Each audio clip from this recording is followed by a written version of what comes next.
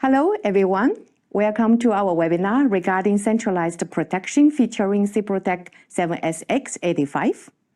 My name is Rosemary Sun. I have been working in the field of substation automation and protection for more than 30 years with different kinds of roles and have lots of experience both in technical and market side. Today, together with our two experts, we will present you the overview of SIPROTEC 7SX85 Universal Protection Device. Meanwhile, we will also give you the definition, topology, and the software engineering for centralized protection and control solution.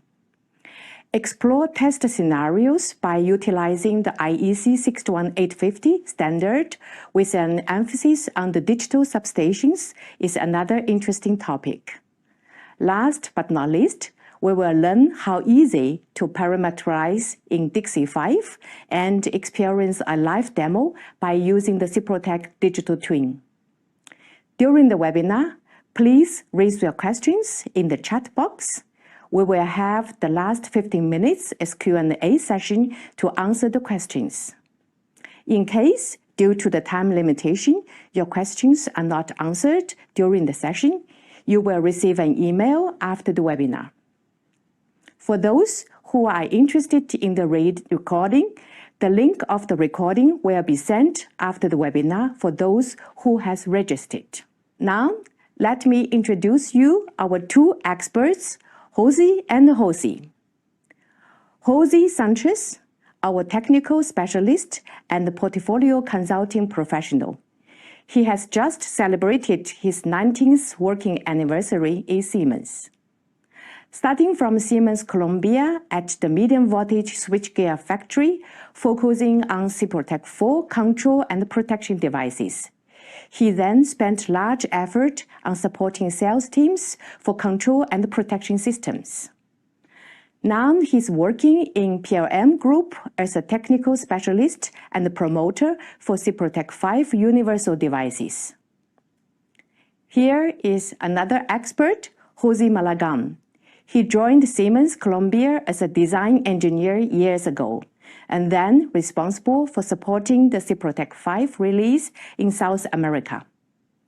He had also years of experience working in Siemens Australia for customer care topic, and now he's working as promoter for topics related to digital substation and power system stability. Jose and Jose, now the stage is yours. Thank you, Rosemary, for this introduction, and good morning, everyone out there. It's a pleasure for me to have this opportunity to present to you this webinar called Centralized Protection and Control Solution featuring Universal Protection Device 7SX85.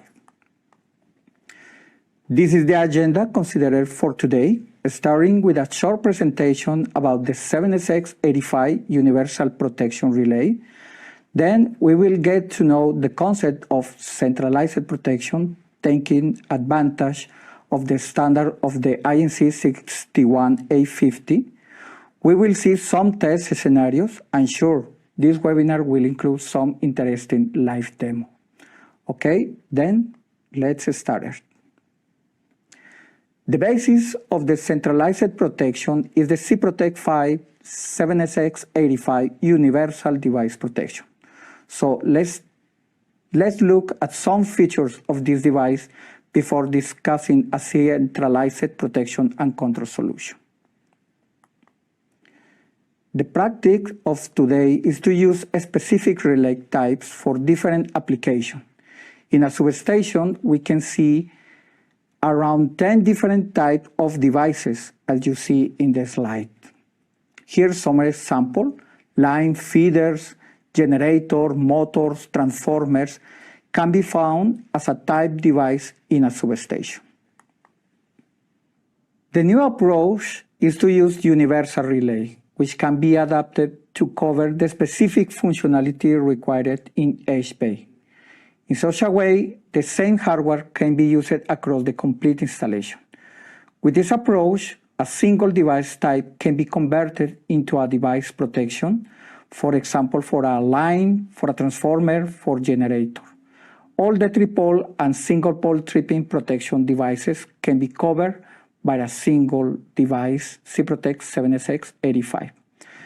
Control functions like automatic voltage regulation and phasor measurement unit, among others, are also available. As well, all the full functionalities for cybersecurity features. 19 specific device functionalities can be covered by a single device. With this technology, we decide to go to a step beyond the SIPROTEC 5 platform to offer a way to optimize even more investment and operating costs as one important benefit to use universal device for your project or solution. Other benefit is to increase the flexibility of the product to allow you to react promptly at any time, either when building a new substation, or even afterwards when the system gets modified, like in a retrofit, much likely to happen at these days due to the distributed generation and prosumer integration. But how it works? Maybe you know already the SIPROTEC 5 platform. This type SIPROTEC 5 devices contain a set of basic functions based on the functionality. Let's take an example using the distance protection 7SA8. In this device, the distance protection can be always added from the Dixie file library without the need of function points, because this is one basic function of this device. Other protection functions, like auto-recloser, can be added if this device has enough function points available. That is, additional functions required function points.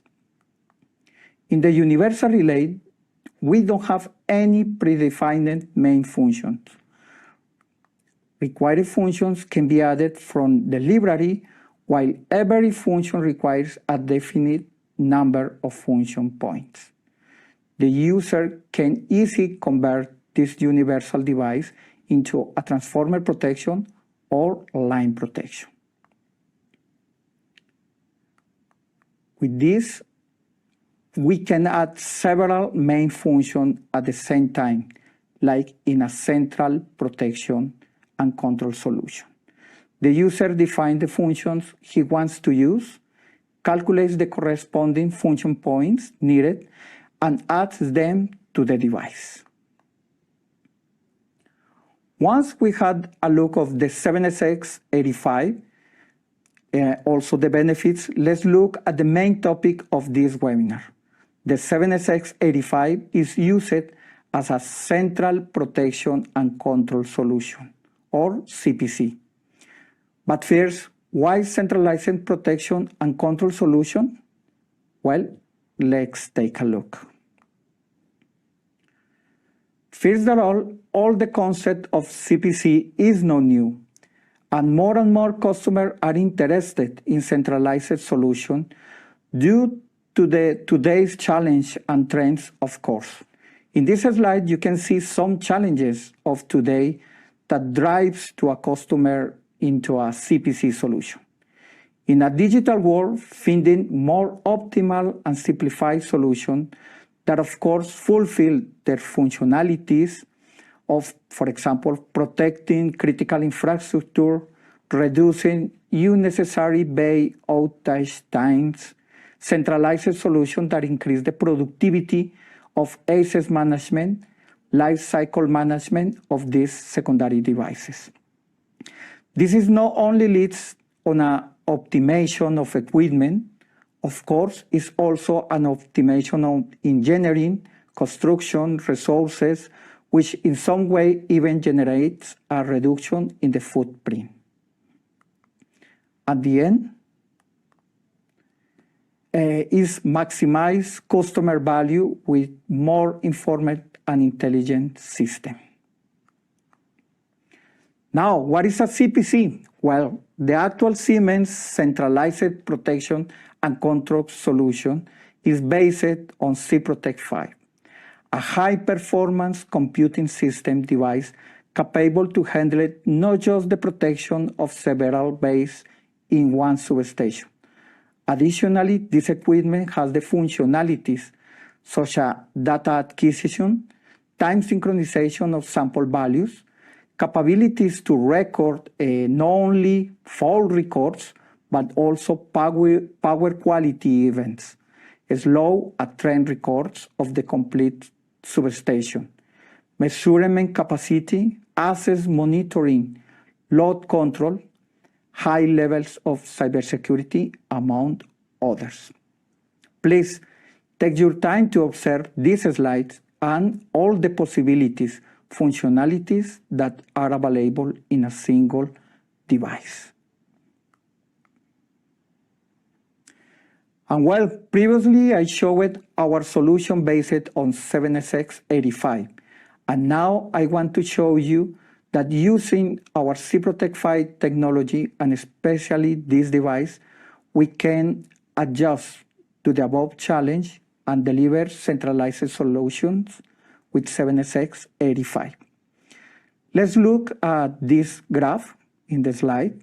For the substation showing in this conventional concept, we require a generator protection, also an equipment dedicated to the transformer protection, and of course, the bus bar protection for a single bar.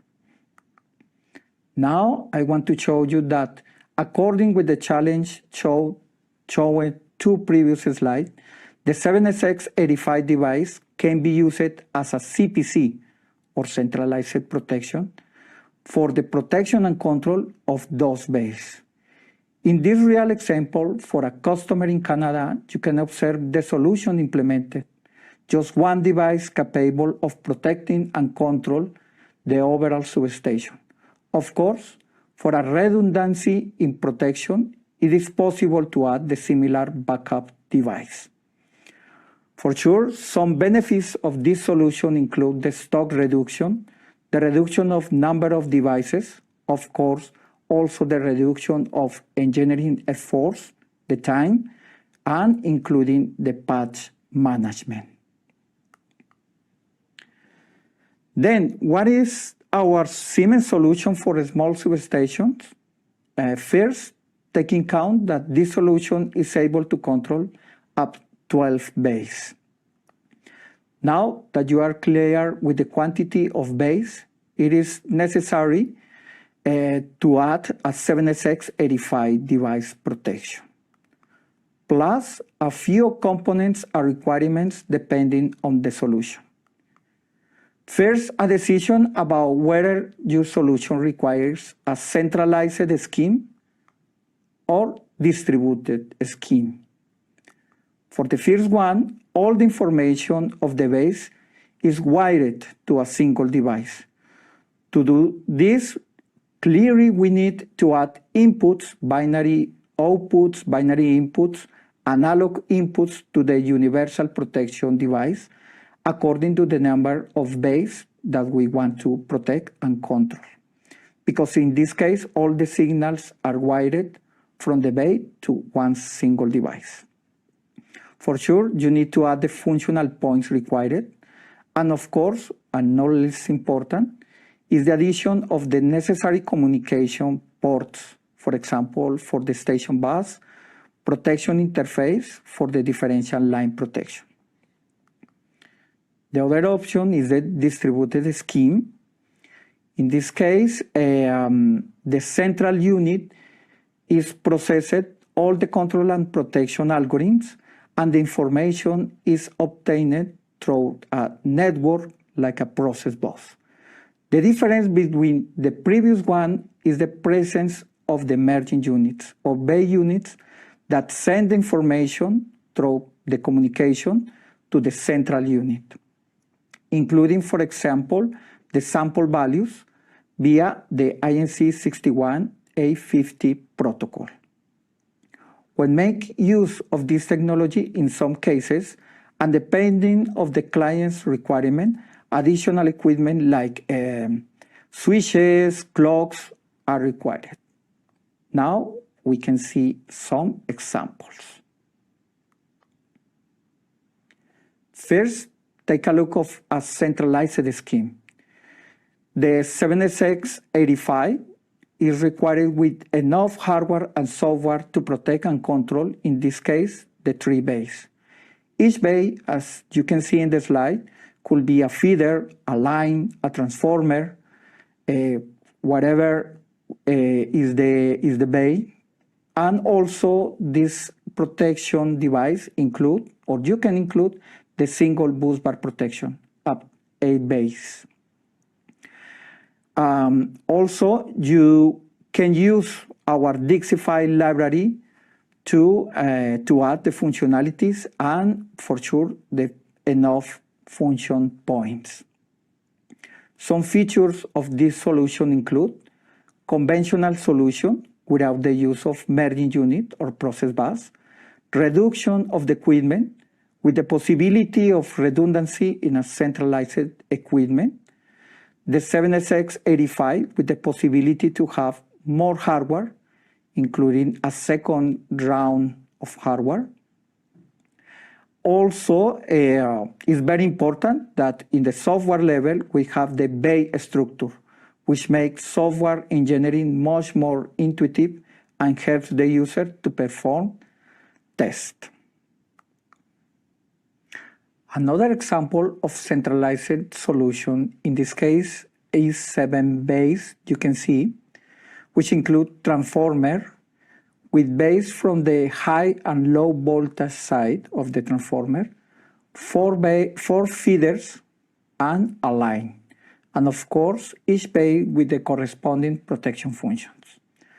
Some consideration for this solution include the high flexibility of the 7SX85 in terms of hardware, because we can add 400 binary inputs, 200 binary outputs, and 64 analog inputs can be added in a single device.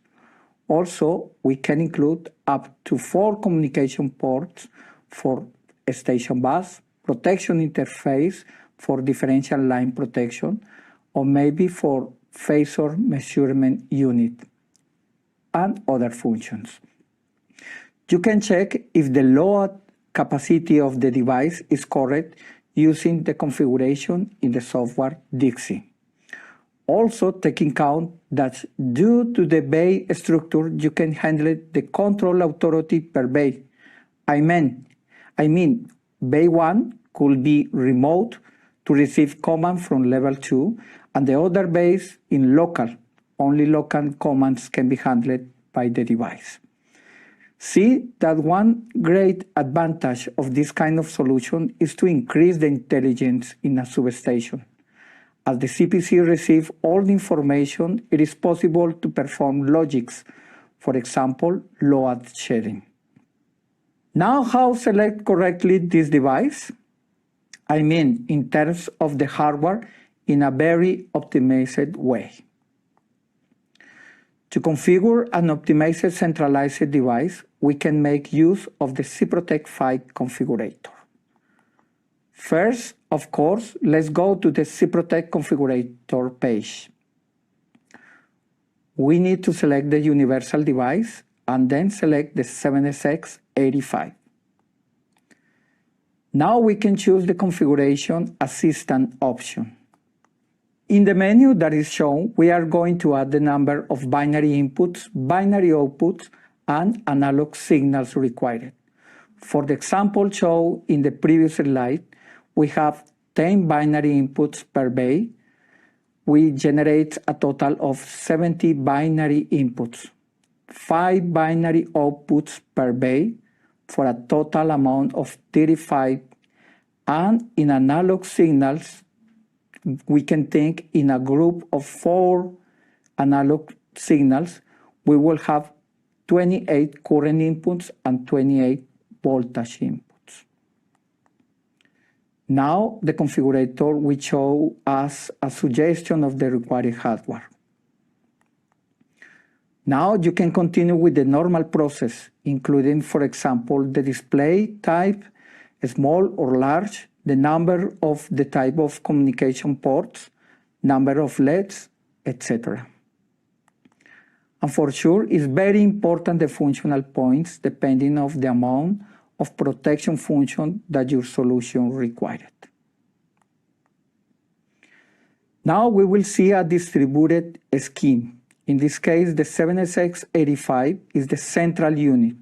And of course, we require a merging unit functionality, like for example, the 6MU85 device. Here also we can see a configuration in ring or HSR. In addition to the base protection and control features, the CPC equipment has communication ports for the process bus, including the master clock functionality according to the standard INC 61A50-9-3 profile. Some features of this solution include the CPC has all the advantage provided by a digital solution. For example, sample values, cable reduction, more efficient commissioning, among others. For device redundancy, of course, it is possible to include one additional device. The characteristics of mode behavior, as is recommended by the standard, that could be controlled by BAE. In this topic, we will come back again with my colleague Jose Malagon. Also, the 7SX85 device has one hardware version that don't include any analog input to have a cost-efficient solution. In this slide, you can see an example with the same substation previously used. Now we have a change in the number of devices and communication networks, since in this case, we make use of the process bus technology. Could be PRP or, in this case, HSR redundancy. It could be requested by the customer. And merging units located as close as possible for the process and primary equipment. A station bus that is not showing the figure, but clearly a station bus will be included for a CPC solution. Some features are listed on the right side of these slides. One important thing is the new standard variant, as I told you previously, that doesn't include any analog input, since this solution don't require that in the centralized solution. Also, the control authority by BAE, it means that the BAE can be decided if the control is local or remote, and an option recently released, which is the routing manager, where, for example, for configuration in ring, the CPC can work as a gateway to be able to connect with the merging units via the same network to all the devices that are connected. In a distributed CPC, we can use the advantage of the routing manager, as I told you previously. In ring configuration, where usually the query is, how do I connect to the protection devices if the communication network is completely closed due to the ring? The routing manager is a very good solution. With the routing manager, it is possible to connect to, With the routing manager, it's possible to connect the PC to the port J, or for example, to the target device that are on the same network. In the figure, you can see that the PC is connected to the J port of the device 1, and since the network is the same with the other device, it is possible to access them. For example, to configure some setting or diagnostic process of the port, like check if the sample value subscription is working, check operational log, or download fault records. In the figure, the connection is made to the device 3. Regardless of if the solution is centralized or distributed, in the CPC, the base to be protected and controlled must be defined. In this example, I want to show you the 7SX85 with 3 types of bays. The first one is a feeder with the associated protection functions like overcurrent protection, over under voltage protection, protection functions related to the circuit breaker like circuit breaker failure or the synchronyms, for example. Bay 2 with similar functionalities like Bay 1, and a line with the protection functions that include differential line protection, impedance protection, overcurrent, and also protection functions related to the circuit breaker. And each bay has its own control authority option for local and remote controls independently. Let's say, not depending on the overall control authority of the device, or a change in one bay can affect the other. Now, how is seen in Dixify? Well, let's look. We created a project in Dixify, and once we have created the 7SX85 that we defined using the configurator, we are going to go to the global library of Dixify and find the element bay. Now, drag and drop the bay element and async it inside the setting menu of the 7SX85 that we created. We can repeat each process as many bays we need to configure or copy them. In each bay, we will assign the corresponding protection functions, whether it's a line, motor, transformer, feeder, whatever. Let's remember the control authority functionality by bay. So in the general menu, for each bay, we are going to select the option of bay-related switching authority. You can see this in the slides. Now, let's look at some Dixie functionalities that can optimize also the software engineering. One useful tool for CPC engineering is to create typical.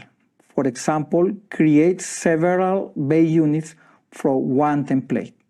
The advantage of this application is that we can make changes to the template, and this single change will reflect it in the child devices, generating different revision of it for a better document or engineering control. Now, how to do it?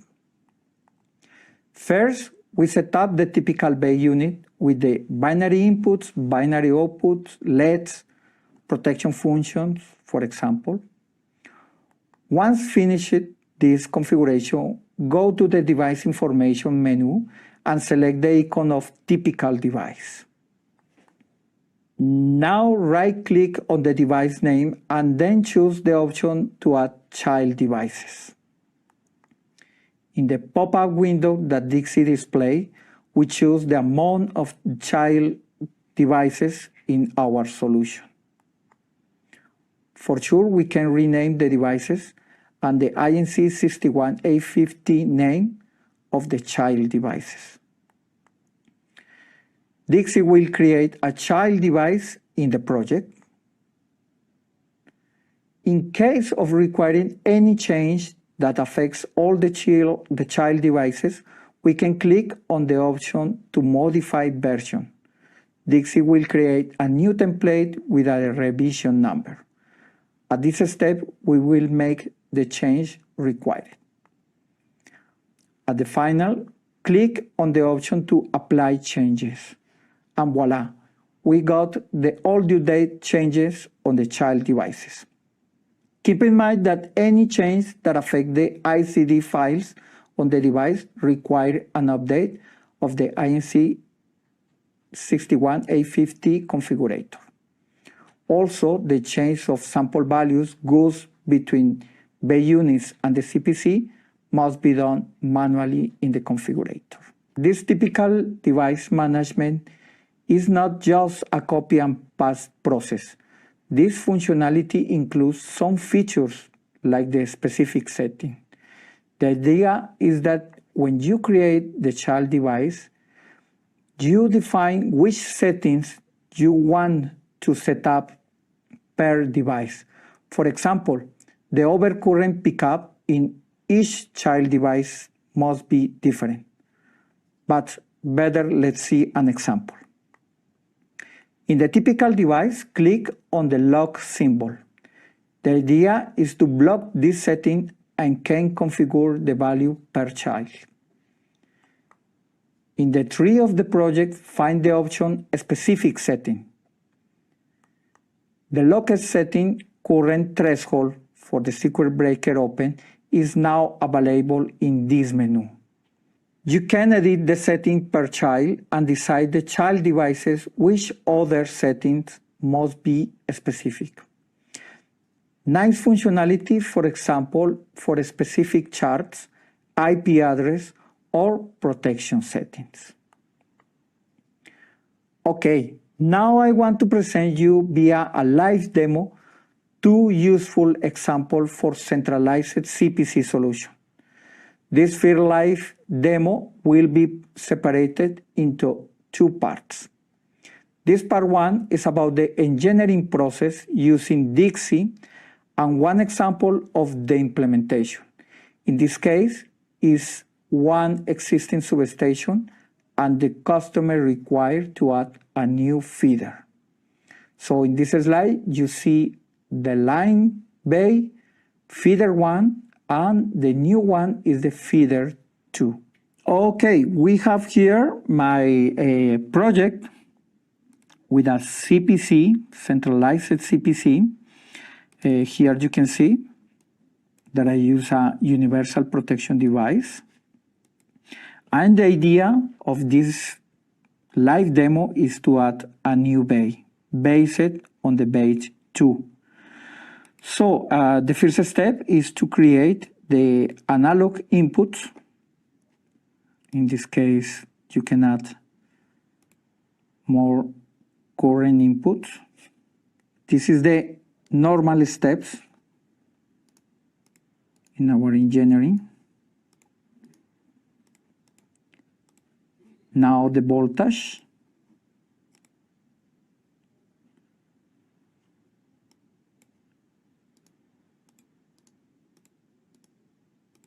For sure, you can change the names.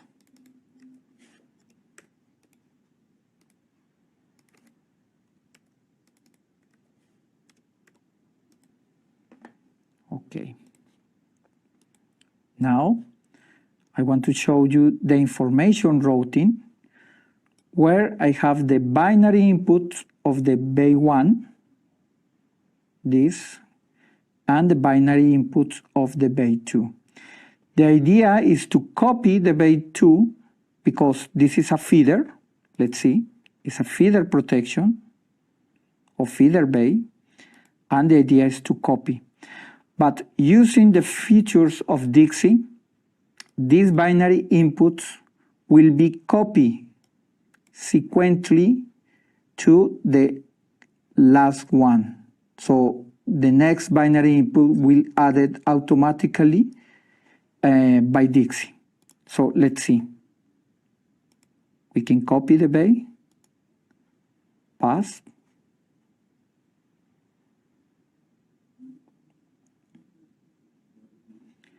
and this pop-up is basically the idea.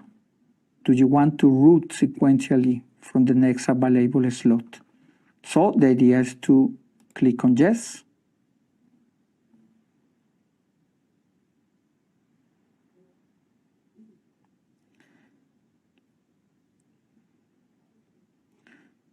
So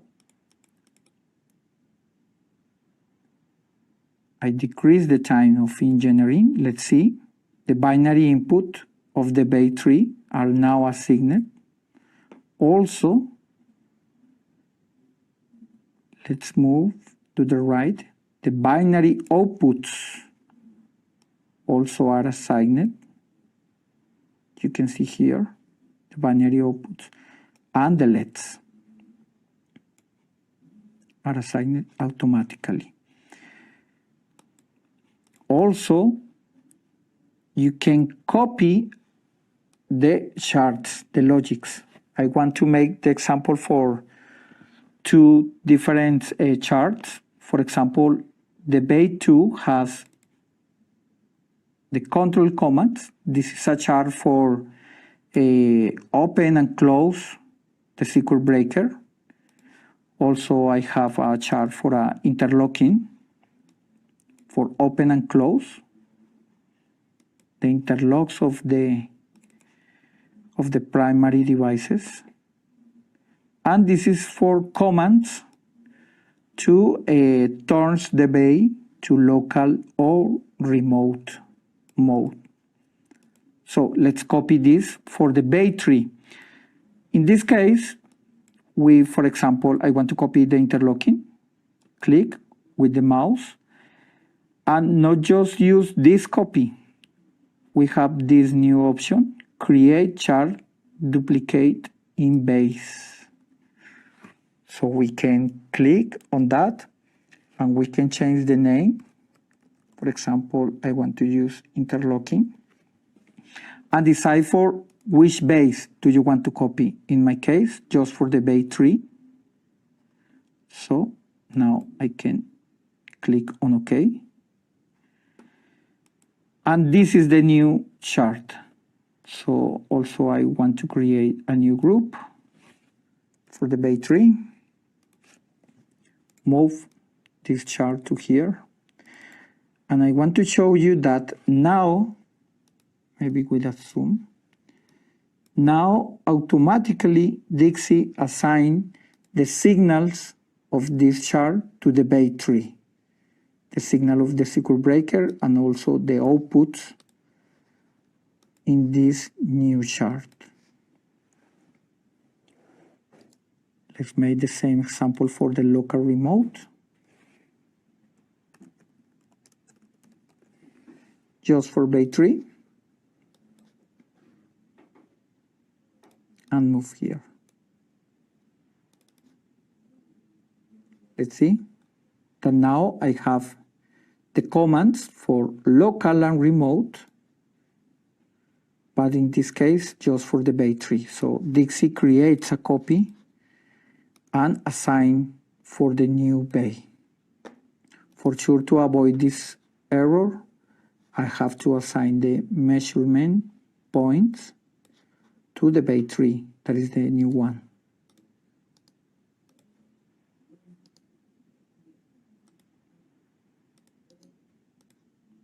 Okay. At the end, also show it in the slide, you can see that also is copied, when I copy the base, also is copied the favorite settings. For example, in bay 2, I have these favorite settings, the pickup, the threshold, and the operate delay for an overcurrent, and the same signal, or the same settings, sorry, I have for the bay 3. Yes, this is the favorite settings menu that we have in Dixie. Then, in a simple way, with a simple steps, I create the new bay. Yes, in this case, I reduce the time spent to the engineering process. Okay, let's go to the part 2 of the live demo. Okay, now the second part of the live demo. In this case, I want to show you a static injection of the overcurrent trip using digital twin. The idea is to show how using digital twin you can perform tests in our CPC solution. For example, using the same analog inputs of the tool in the digital twin, or maybe for closed loop tests, also you can perform protection tests. In this slide, you can see a distance protection to check the CPC behavior for distance protection. And also using relacing tests, you can check how the CPC works when in a 3-base substation we have a line trip in one bay. The last part of this demo includes the comp trade analysis for the last fault that I described to you. Okay, I want to share my screen. Here you can see our SIPROTEC digital twin tool. When I started a simulation using the CPC solution, a centralized CPC solution with a 7SX85, here we have 3 different bays. And the idea is to perform an overcurrent trip using the menu of static injection that I showed here in the left side of my screen. Then first, let's go to Dixie. This is the project of the device that now are simulated in digital twin. And for example, for the overcurrent protection, I have this pickup, 1.5 amperes. For sure, this is value on secondary side. And the operate time is 1 second. So I want to perform a test using this pickup value. Then let's go to digital twin. And here in this bar, green bar, you can see, for example, the analog input from the device. This is the voltage from bay 1. This is the current also for the bay 1. If I go to the module 3, voltage and current from the bay 2. So those are the analog inputs that I have to change. Maybe I can add 60 volts for the voltage and 1 ampere for the current. Can start the simulation. Let's see here on the right side of my screen that now I have voltage and current. And just using the arrows of my keyboard, I can click on up, and let's see that the current starts to increase.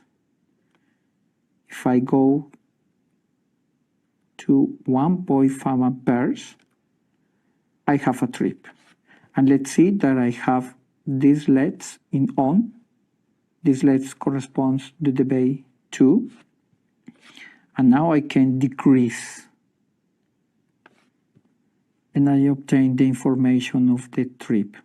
This is for sure the overcurrent, the pickup for the 3 phases, and the trip time, close to 1 second, and the pickup time because I maintain the foul for several seconds. Can pause. And okay. Also you can see here that now the bay 2, the circuit breaker is open. So you can verify your engineering, your settings, using just this tool. No, it's not necessary to use another tool. The second part of this demo, including the closed loop test. For the first closed loop test, I want to show you the R-test software from Cocos. And my idea is to perform impedance tests or distance tests using digital twin.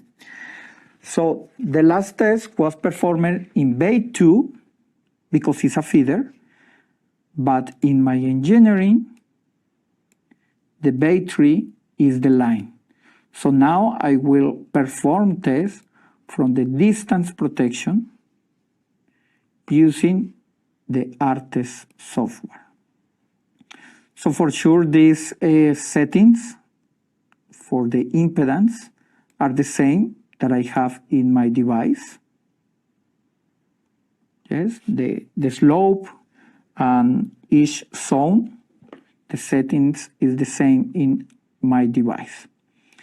Here we can perform tests for any loop to check the trip time per zone zone 1, zone 2, zone 3, zone 4 in a distance protection and for any loop, line to ground or between phases. Okay.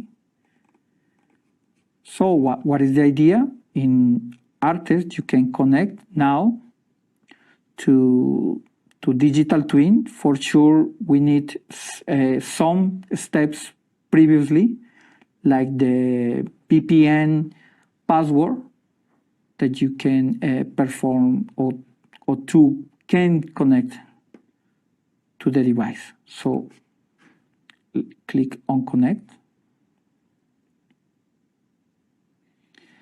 Now this green message say that I am connected to digital twin and I can start the test.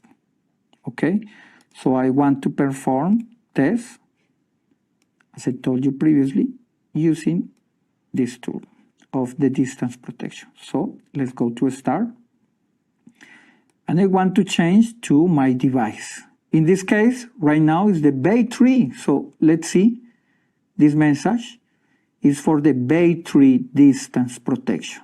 Okay, is the pickup of the zone 2, or in this case for another zone. So the test is now applying several points. So let's see here in Cocos that now the test is applying several points from zone 1, zone 2, zone 3 for the loop L, the phase 1 to ground. Okay, I want to move this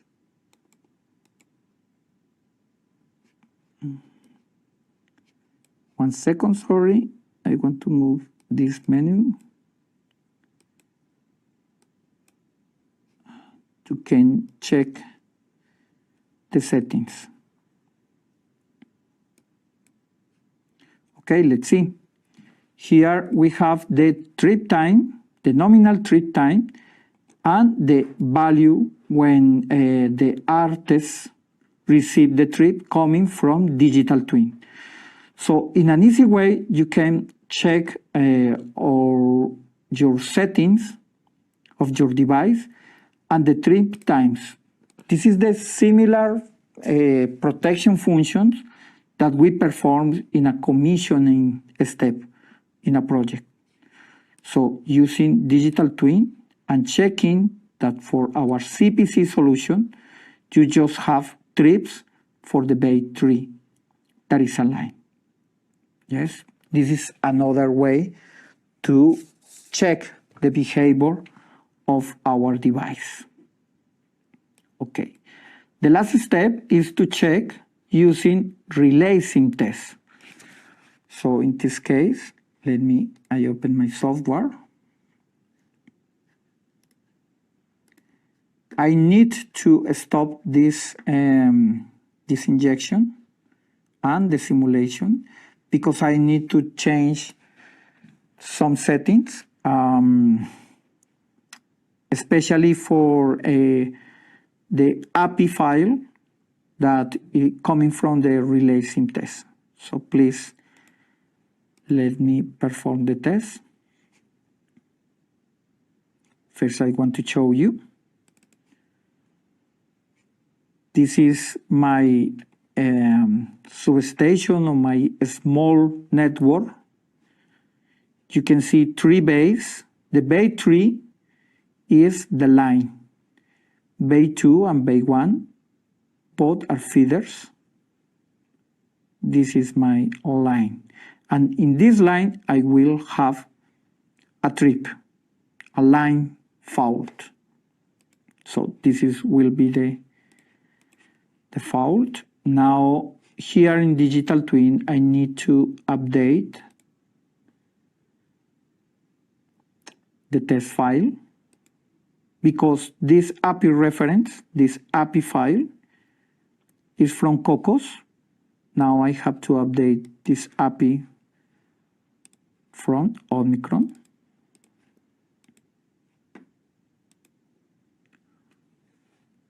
For sure, you can see also in some links that we deliver it to you, the step-by-step to perform a test using the tools that I showed you today.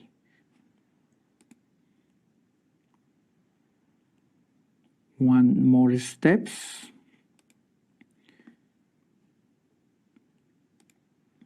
Now I have to change the routing matrix. The idea is to, with the API that I upload now, I have 3 voltage from the 3 base that I want to apply to my device. Let's see. This is the 7SX85, and those are the voltage from the 3 base and also the currents from the 3 base. And for sure, my device receives the position of the circuit breakers from the simulation, and the device sent to the API or to the simulation the trip command and the close command. Okay, to the from the centralized protection to relay sim test in order to perform the test that we want to show. Okay, so I can start the simulation. It takes more or less 2 minutes, and I can show you here. So in relay sim test, I can start here the simulation. So as I told you previously, this is the network. Let me see here. The foul is here. It's a foul between the line 1 and ground, or phase 1, sorry, to ground, and the other base still close.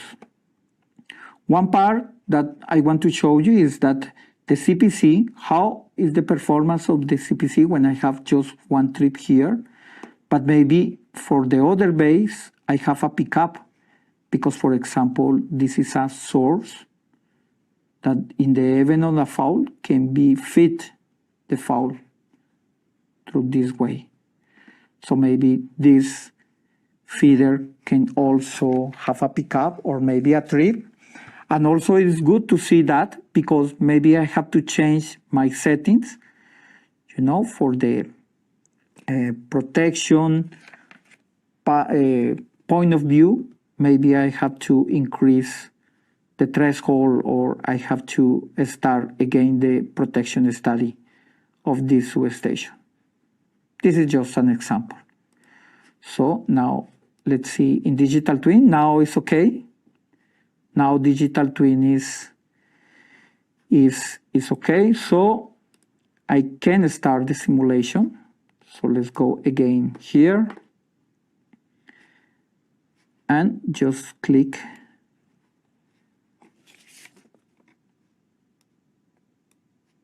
here on, sorry, 1 second, here on the button to start the simulation.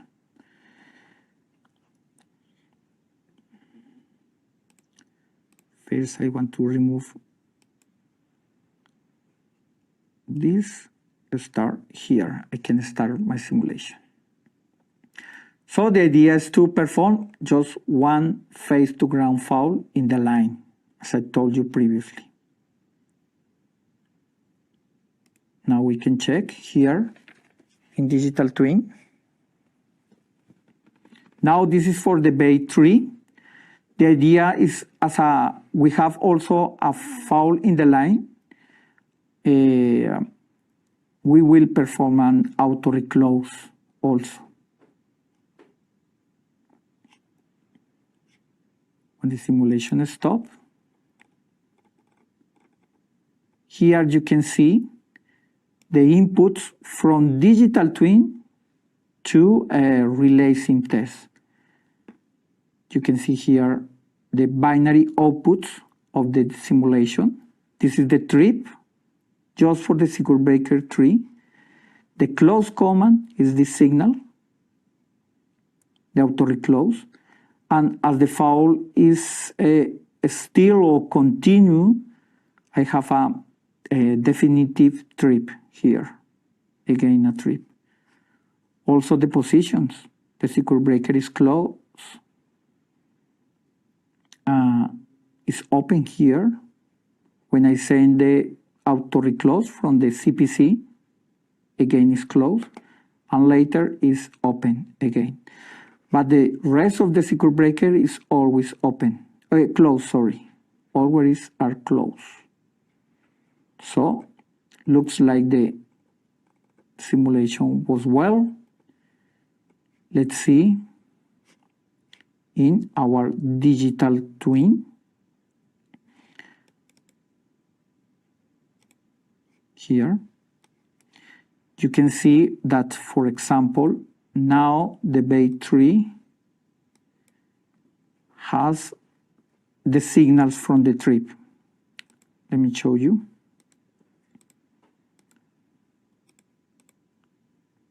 Let's go to the last foul. And you can see, for sure the foul is in the middle of the line. So it's nice, it's the same foul. And I have a foul from zone 1. I try to show you. Zone 1 trip. Now it's off, that I perform a test correct. The last part of this simulation is to download a foul record. So let's see. For example,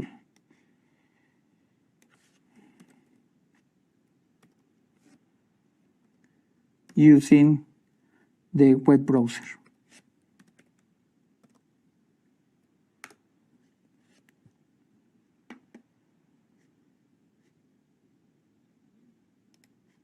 One second, maybe I have wrong IP address. Oh, yes.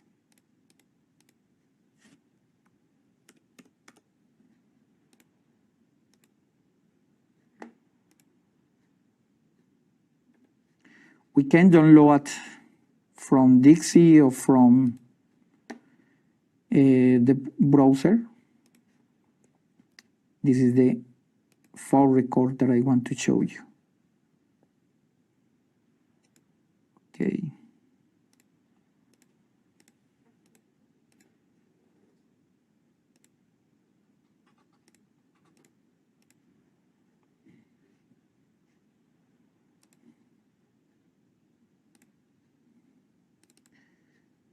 Now, in a CPC, as the CPC receives all the analog inputs from the overall substation, you can see all the behavior from the base that doesn't have a fault. For example, the base 1, when I have the fault, it has some behavior in the current. But as I showed you previously, the base 2 that has a feed or has a source in the other side of the line. Let's see that has a current, or the current increase when I have the fault. Because the fault is just in the base 3. Here you can see the fault in the base 3. And sometimes when the circuit breaker is open, then close, but the fault is again appears in the line. So now the circuit breaker trips for a definitive trip. Some signals also is interesting to see all the signals that you can receive in a single device. For example, the base 2 has a pickup, let's see, a pickup of the overcurrent. But the trip is just for the base 3. Yes, the base 3 has the trip and also has a close command for the auto reclose. So this is the part 2 of the live demo. I hope that you love it, because this is the idea to perform tests in a CPC using 3 different ways. Okay, and now for the next topic, I would like to leave the stage to my colleague, Jose Malagon. Thanks, Jose, for your explanation about the possibilities and different variants of the centralized protection with SIPROTEC 7SX85. Now, I would like to talk about the test scenarios available for centralized protection, either using process bus or with conventional wiring. To ensure the correct operation of a substation protection system, it's essential to test the system during the commissioning phase. The protection system might need to get tested also during the lifetime of the system to verify the correct operation after a system modification. Therefore, the IEC 61150 standard defines various testing features. We will develop in this webinar 2 main testing features: operating modes controlled via LLNO mode, and simulation-based testing. My colleague Jose Sanchez showed us how the 7SX85 device can be configured per bay in a very structured way.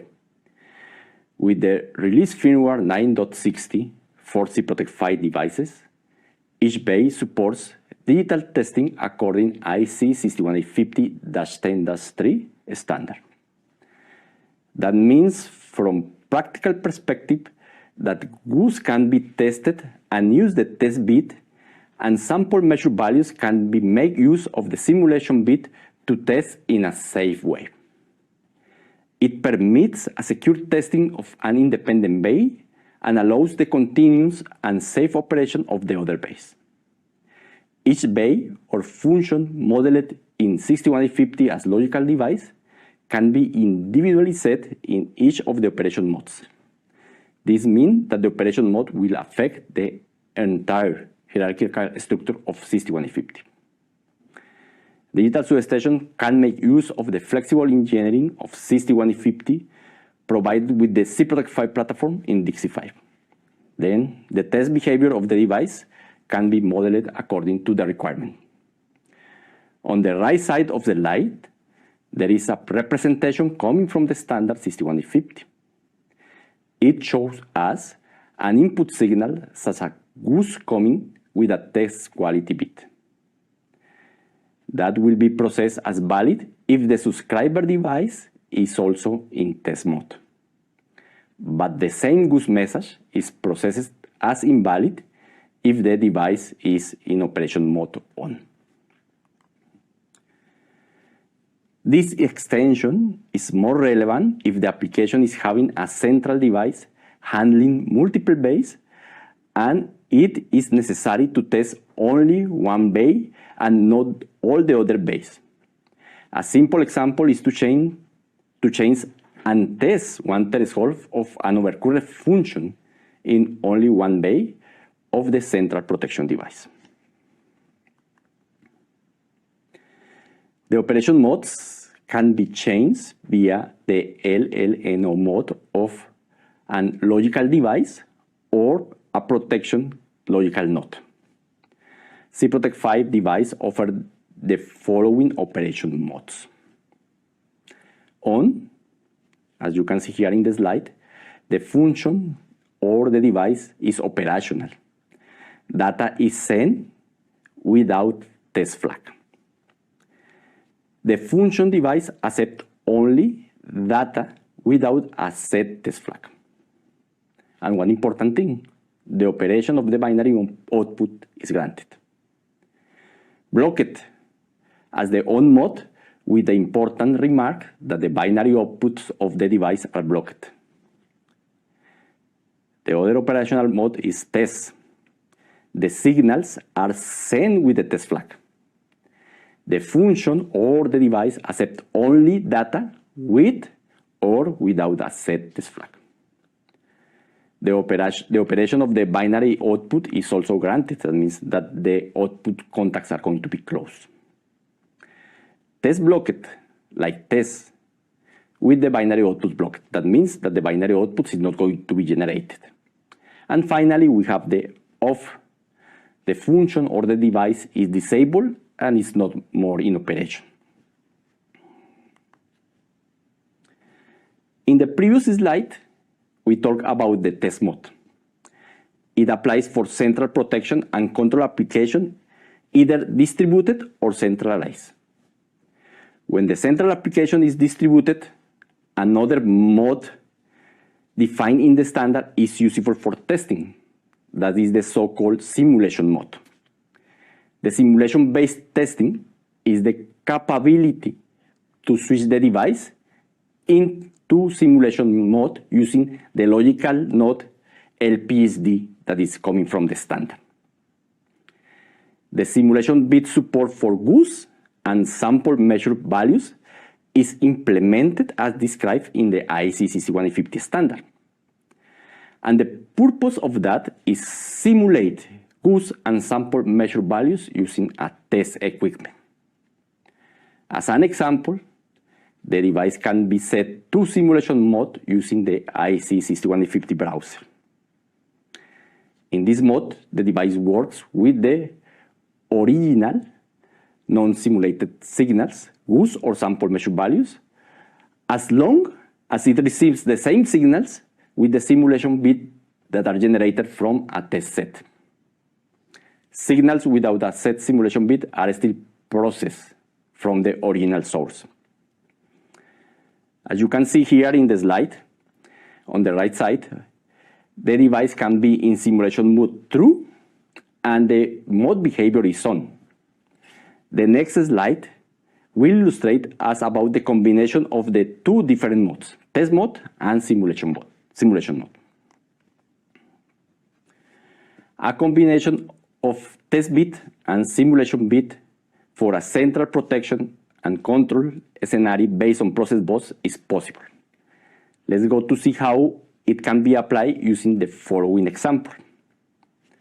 In this example, a decentralized control protection, central protection control device with 3 different bays is used.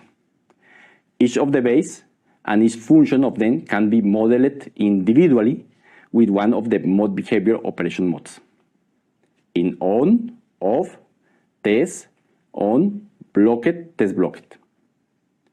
In this example, the complete device, the complete logical device of the 7SX85 is in on, and the simulation bit of the sample measure values is in true. You can see here on the slide that is in blue, the simulation mode true. For this example, we see that in case of bay 1, the functional groups for protection and circuit breakers are on, as well as his own merging unit, 6MU8501, is also in mode on. In addition, if we want to carry out some protection tests on bay 3, we can connect a test equipment to publish sample values. And of course, this device is going to publish and subscribe to goose. What happened in this scenario in each bay? What about the goose and sample measure values in each bay? Well, let's go to see. In bay 1, as the behavior is in on mode, this bay will subscribe to the goose published by the associated merging unit that does not have the test flag enabled. Therefore, the goose and sample values published by merging unit are accepted by the bay. Okay. For bay 2, the goose and sample values with the test flag will be processed as both bay and merging unit are in test mode. The merging unit sends sample measure values and the goose with the test flag. So, in this scenario, the bay subscribes to the goose sent by the merging units, and also subscribe to sample measurement values. The sample measured values published by the test equipment only include the sample measurement value stream of the bait tree. Case 3. Well, in this case, the bait tree can subscribe to the goose published by the merging unit. However, when the test device starts to publish goose and sample measured values, the bait will subscribe to those sent by the test equipment. Also, the bait will subscribe to the sample measured values since the information published by the test equipment has the simulation flag and the string itself contains only the sample measured values of the bait tree. Additionally, the merging unit will not subscribe to the goose message published by the central protection and control device in bait tree. The previous example can be seen in this table that is coming from the standard 61850-7-4. For bait 1, where the logical device is set to on, and the goose are published with the test mode in false from the merging unit, we observe that the information will be processed as valid. You can see the red square here. If we look at bait 2, both merging units and baits are in test mode. Here, the information coming via goose will be processed as valid. Okay? For case 3, where the merging unit is on, in mode on, and the bait publishes the goose with the test flag, we have that the merging unit will process the goose as invalid. To enable the functionality in DIXI 5, this can be done in the device settings under the menu IC 61850. The checkbox logical device in the option mode controllable must be selected. Once that the selection is done, in the structure of the 61850, we can find that the mode is activated by bait, and the controllable option also are showed in the logical node. For example, if we only want to test the overcurrent function in bait 1, the entire device may be in on mode. However, the overcurrent function and all available signals will be affected by the mode in which they are set. It is really a good use case for central protection applications. Now, I would like to explain in DIXI where to enable the mode behavior and how to verify that this is enabled in the structure. Then I will do a simple demo about the engineering process. First, let's go to see how to enable the mode behavior in DIXI. Now, I would like to explain in DIXI where to enable the mode behavior and how to verify that it's enabled in the structure. Then I will do a simple demo about the engineering process. First, let's go to see how to enable the mode behavior. Here, I'm going to use the distributed CPC, and under settings, device settings, here, let's go to check for IC 61850, and here you can see logical device mode controllable. Okay? Then, now let's go to see how we can find this in the 61850 structure. Okay. Here, IC 61850 structure. In bait 1, for example, we have LLNO mode controllable. Okay? Or you can do it even for protection function here. For example, for the function group voltage and current three-phase, or you can do it also for the protection function, in this case for the overcurrent protection. That is one way. Now let's go to move to the engineering process. Okay. That is the demo that we are going to do. The basic idea is to simplify the engineering process. For this example, the merging unit will be equipped with backup overcurrent protection. The first step is to modify the template device and the version. Let's go to see where we can find that. Okay. Here in Dixie, you will see that I have a base template, and here I have different versions of this base template. Here in the base template, version 4, in device information, I'm going to create a new version, and I'm going to modify the version. Here is asking if I want to close the other editors. I'm going to say yes. And it's going to create my new version. Successfully created a new typical device base template version 5. Okay. As you can see here, in the tree, I have now a new base template version 5. Okay. What I'm going to do now is going to add from the library the overcurrent function. Okay. That is really simple. We look here in the libraries under the 6MU85 types. Let's go to check for the merging unit. Merging unit, 6MU85. And let's go to look for voltage and current function group. And here we look for overcurrent protection. You see 5051 overcurrent protection. We need just to drag and drop the function 5051 to the function group in settings. Let's go to move the overcurrent protection.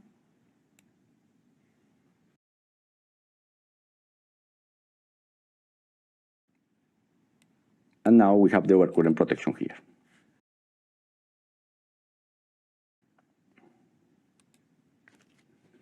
Okay.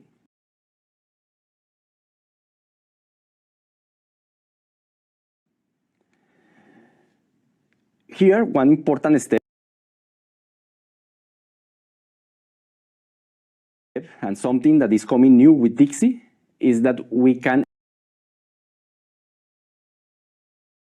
enable specific settings that could be different per bay.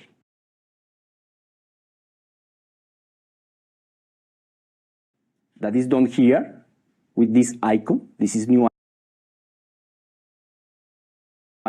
icon. And then, for example, we are going to enable settings that could be different.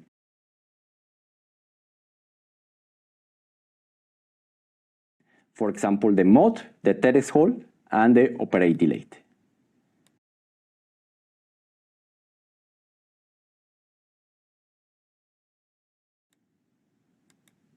Okay.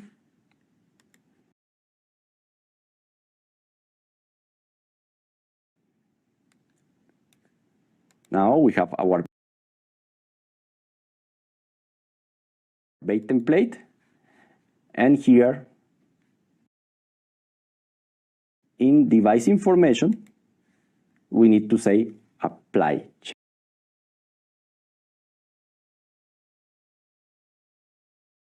changes.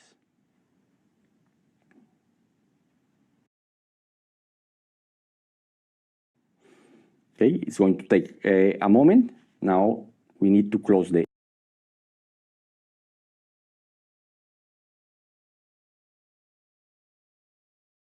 editors. Yes.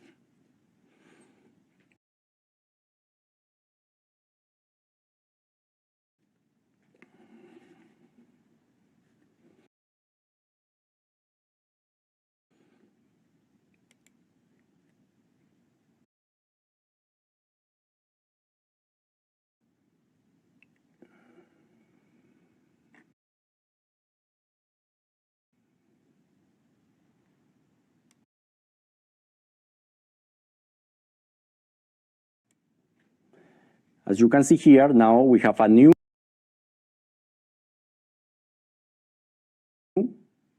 tab in the settings that is called specific settings.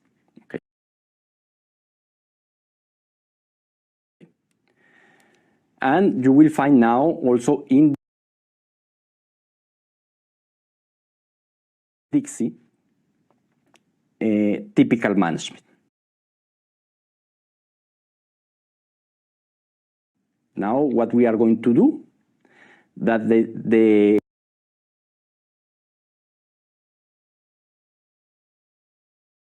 settings or the change that we introduce in the base template, we are going to put in the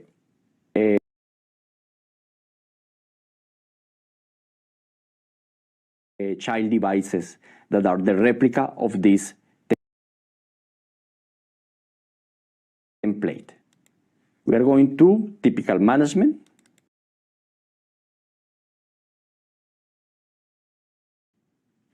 And here on the typical management,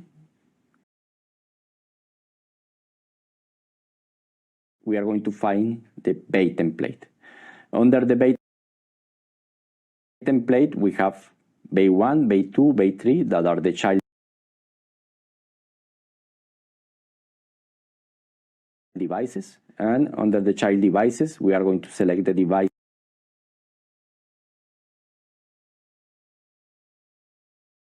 that we want to update. As you can see here in the column, we have the scheduled version that now is version 5. You will see here also the previous versions, but now that we are going to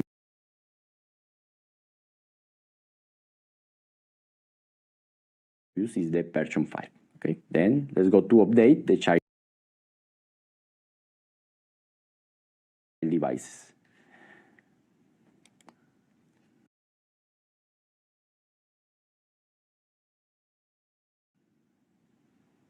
This is going to take some time. The idea now is that with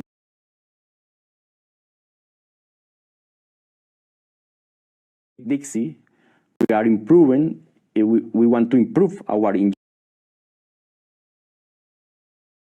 engineering process, not only for the central protection applications, but also for the process bus application. That means make the life of the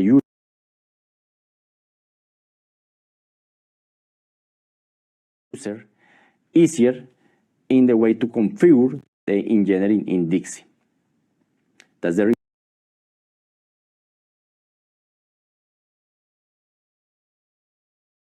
reason, because now we have all these processes to improve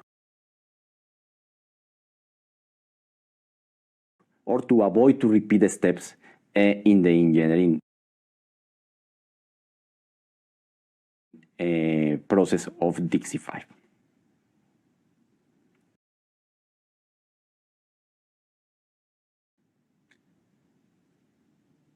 Now is update bay 1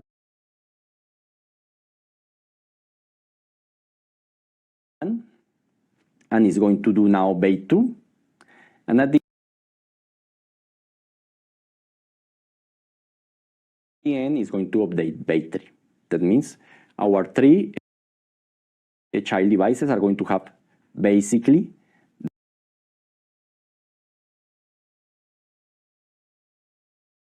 the same settings. The next step is going to change the settings that are different in the 3 base, is the next step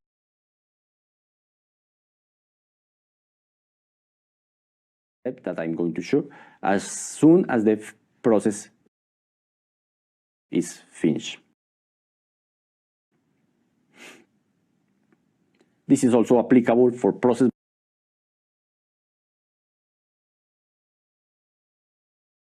bus for central protection applications with the distributed solution that Jose explained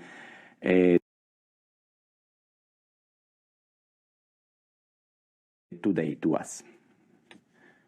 Okay, it's almost finished. Let's go to wait for the last 12%.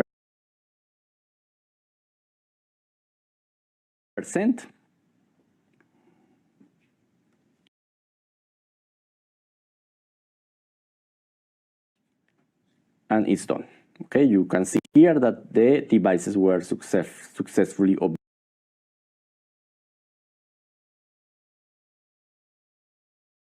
Bay 1, Bay 2, and Bay 3.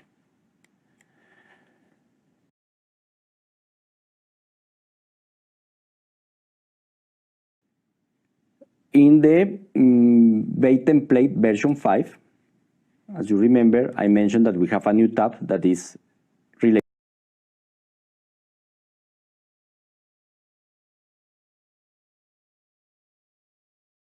with the specific settings per bay. Okay, now we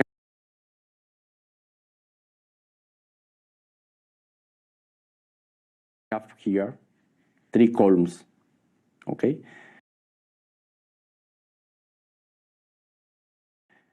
3 new columns that are related with the child devices.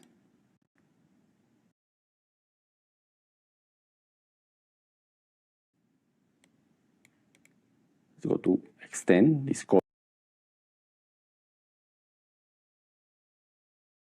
columns. Okay, here for bay 1,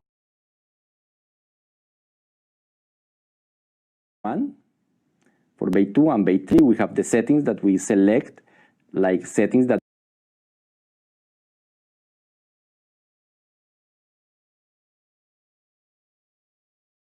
we can change or that could be different in all the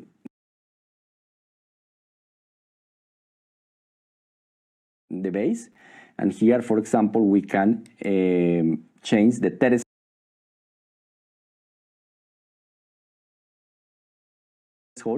of bay 1. For example, here we can put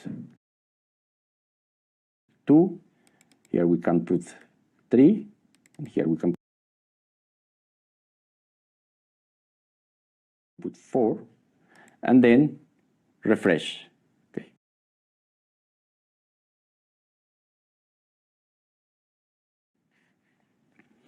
When this is done, then we can see here that in the overcurrent protection for bay 1 and for bay 2, the settings have been changed. Okay.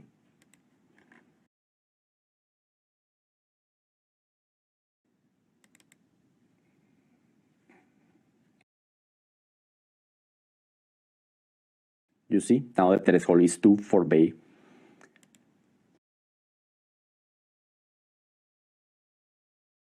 Bay 1. The last step is to update the station, the IC station. Okay.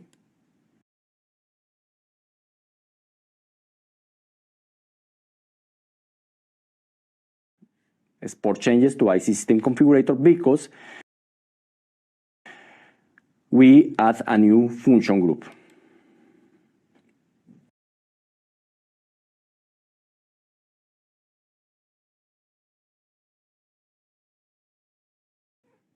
And then we have to do the round trip in the process of the system configurator. That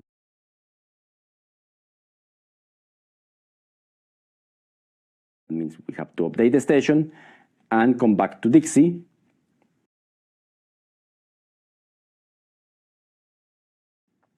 and import the changes that we have done.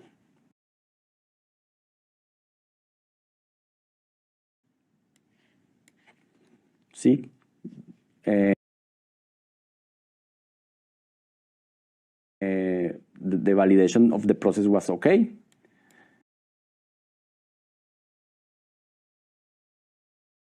We can close this window and then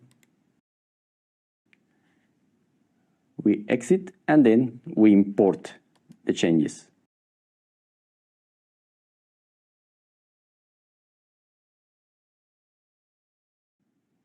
From all the devices.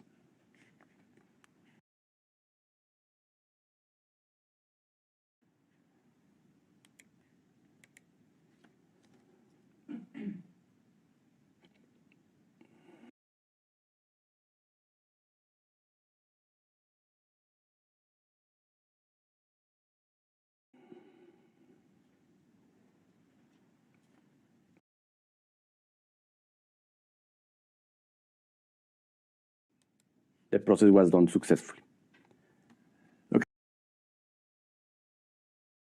Okay, and now I'm going to explain how to modify the mode behavior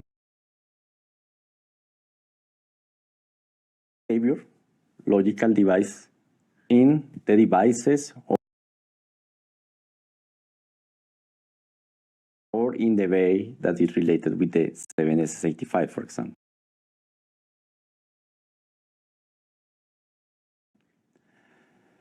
For that, I'm going to use the digital twin and the ESA browser to change the logical device.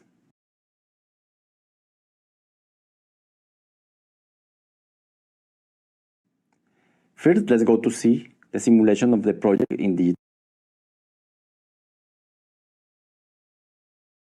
twin. Here we have bay 1, the merging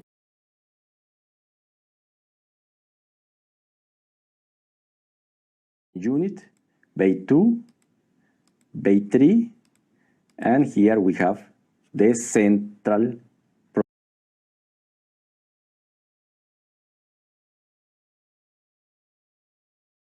protection and control device, that is the 7SX85.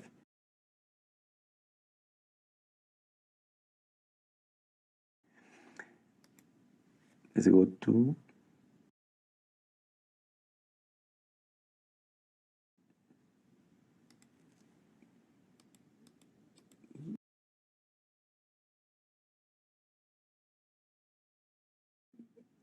make a little bit the zoom here.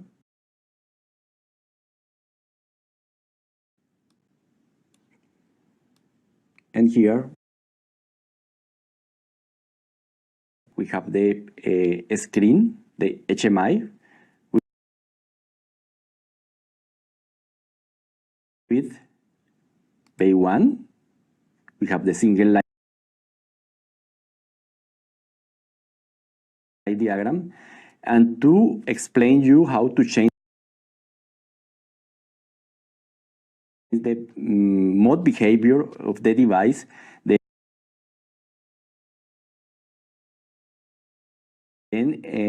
we have created here in the screen or in the HMI of the device the status of the signal. Here you see the bay behavior on for the bay 1 and the behavior of the merging unit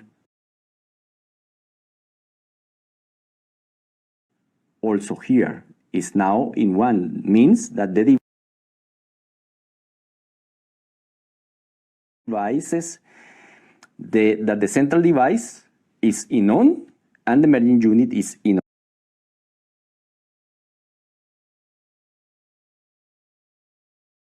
on also. Okay. To change that, we are going to use the IC browser. The IC browser you can find or you can use in 2 different ways. One way is using the apps that we have here with the digital twin. As you can see, we have here different tools: Web UI, Complete Viewer, Dixie 5, IC browser. With the IC browser, I'm going to change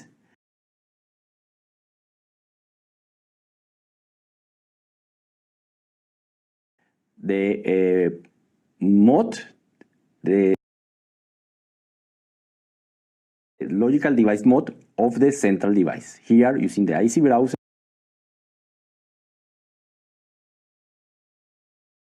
that I'm using with the digital twin. Here you can find all the logical nodes and the logical device related with the central protection device. Here I'm going to change the mode for the bay 2, CPC bay 2.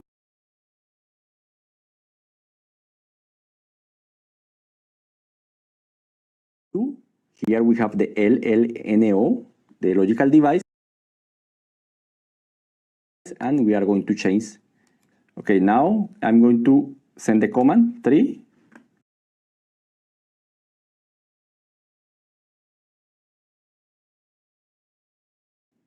Okay, and let's go to see how the process is showed in the digital twin.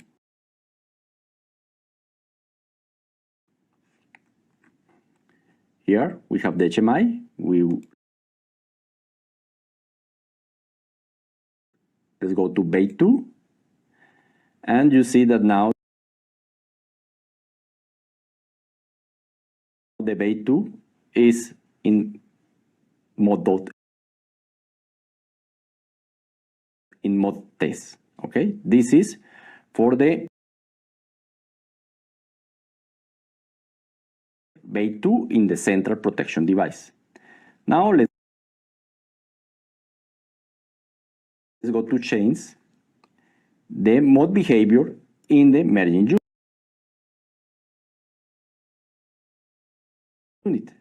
And for that, we are going to use another application of the digital twin, that is the VPN. In this case, the IC browser is going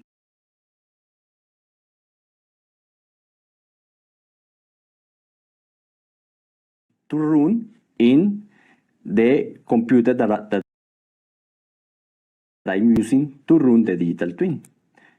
Here we have the IC browser,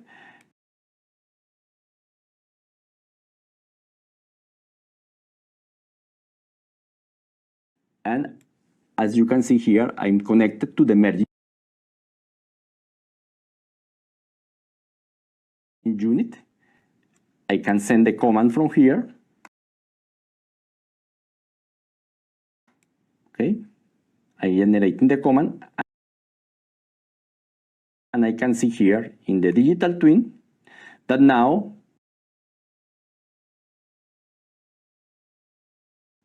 the mode behavior of the central device is 3, is in test, and the mode behavior of the merging unit is also in 3.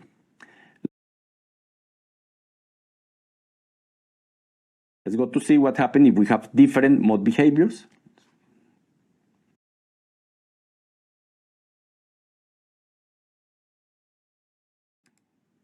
Let's go to put the mode behavior of the merging unit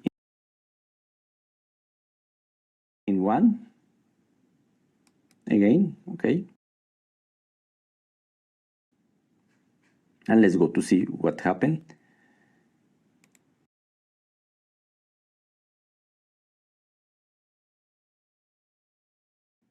Here in the device, we have 1. That means the device that is in test is able to receive signals that are coming with the quality bit. Okay, that means that they are not in test mode. Now let's go to do the process in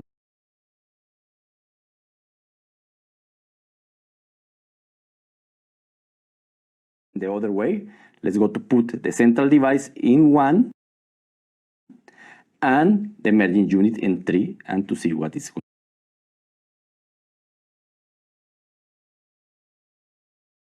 going to happen.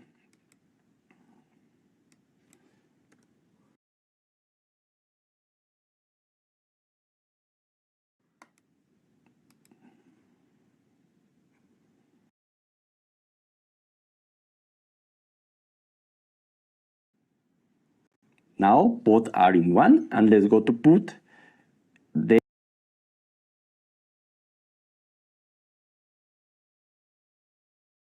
the merging unit in test. Okay. Let's go to the IC browser.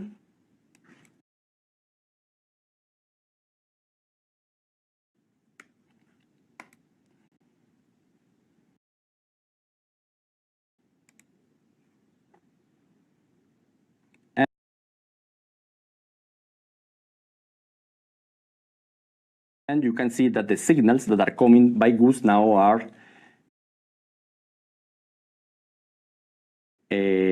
basically with the quality bit test, and then the signals that are the position of the disconnector and the position of the circuit breakers are with not valid signals. That means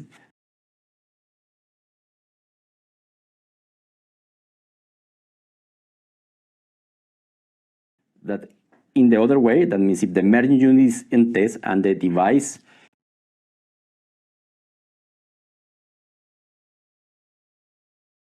the central device is in on, then the signals that are coming via Goose are processed with the quality bit test, and they are not going to use by the process. Okay. With that, this is the end of the live demo. I would like to say thank you, and now we will continue with Jose with the next part of the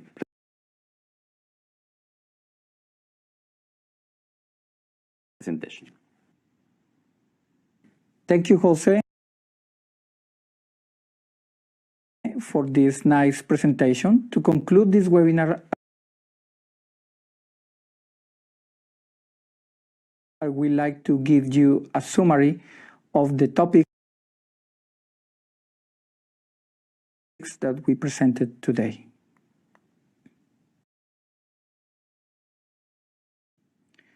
First, in this slide, I want to show you some benefits to use a CPC solution.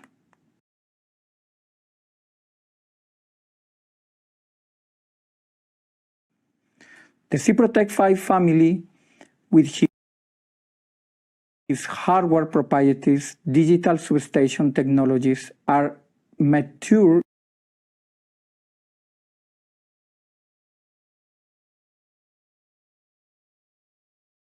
enough to support the development of CPC solution. So don't be afraid about take this decision.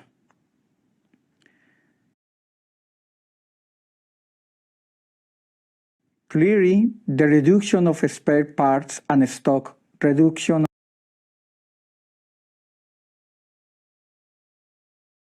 of the engineering times, as we can see with the optimal use of Dixie features.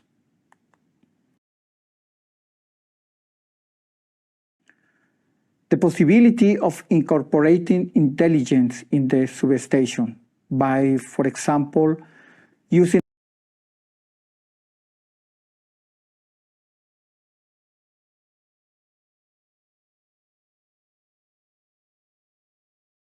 the centralized solutions, several schemes such as control,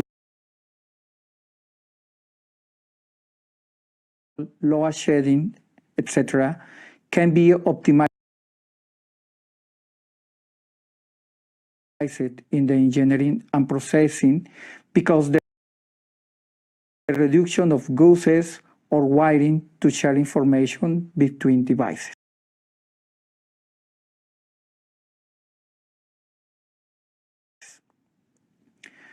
Please remember that we have two different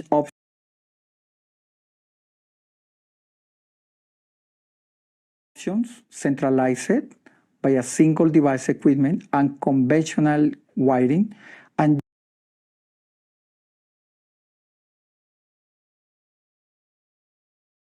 distributed using merging unit and digital substation and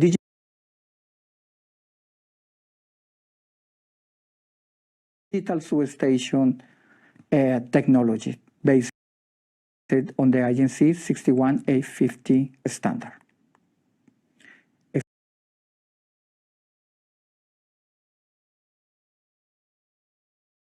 Efficient and simplified access management, as there are fewer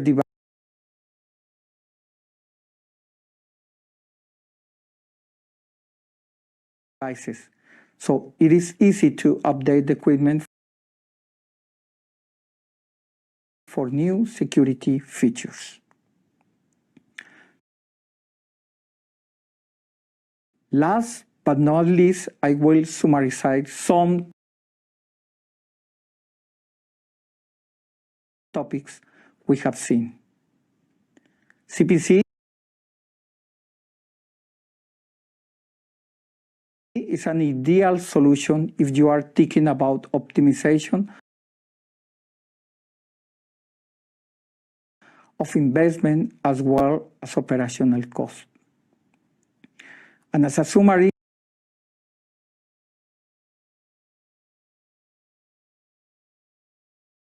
I will show here some highlights regarding this solution. All the advantages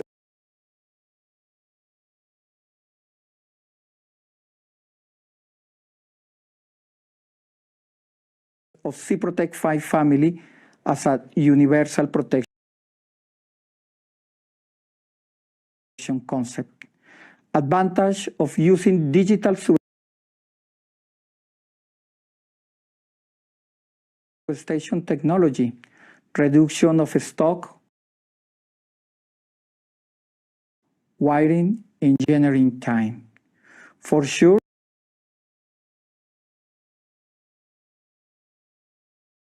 the simplification of process, for example, with the features of Dixie,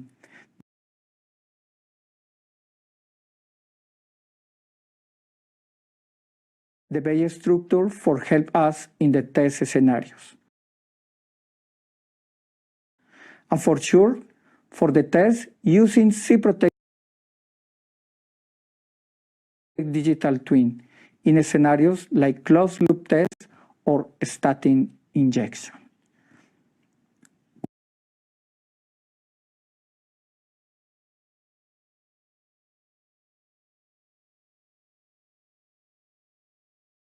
With this, I want to say thank you for that, and we will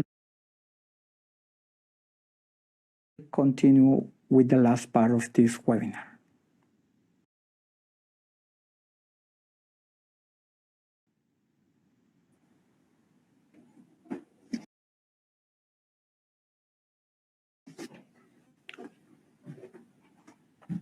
Okay.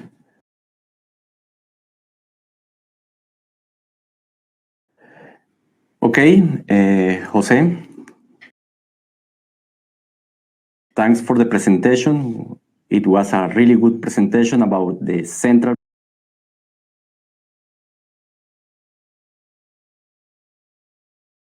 protection and its applications.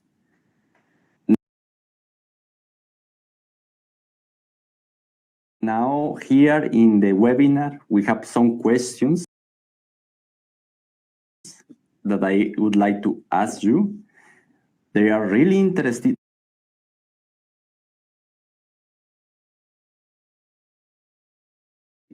Really interesting questions about your presentation.